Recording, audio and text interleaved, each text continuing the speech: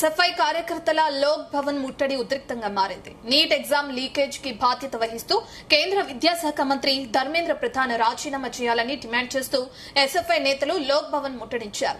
SFI నేతలను arrest చేసి Panjagutta police station కు తరలించారు పోలీసులు. ఈ సందర్భంగా పోలీసులతో నిరసనకారులు వాగ్వాదానికి దిగారు.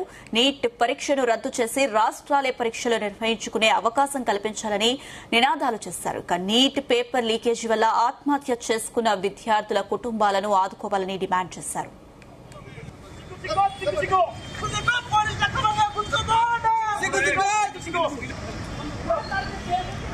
తెలంగాణ రాష్ట్రంలో కాంగ్రెస్ ప్రభుత్వం పార్టీలు పూర్తిగా బాధితులైన పరిస్థితున్నది.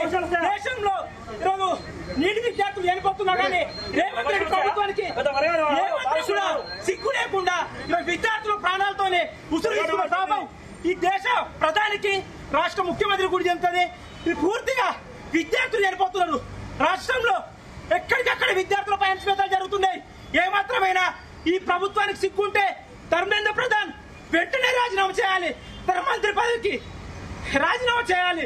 అక్రమంగా అరెస్ట్ చేస్తున్నారు. దేశంలో విద్యార్థుల పరిస్థితి ఏంటిది? విద్యార్థులు చనిపోతున్నారు, మానసిక ఆందోళనకు గురవుతున్నారు, మానసిక మస్తిష్కానికి గురై చనిపోతున్నారు. రాష్ట్ర ప్రభుత్వం, కేంద్ర ప్రభుత్వం ఈరోజు పోగొట్టు పొత్తులతోనే ఈరోజు విద్యార్థుల్ని అణచివేసిన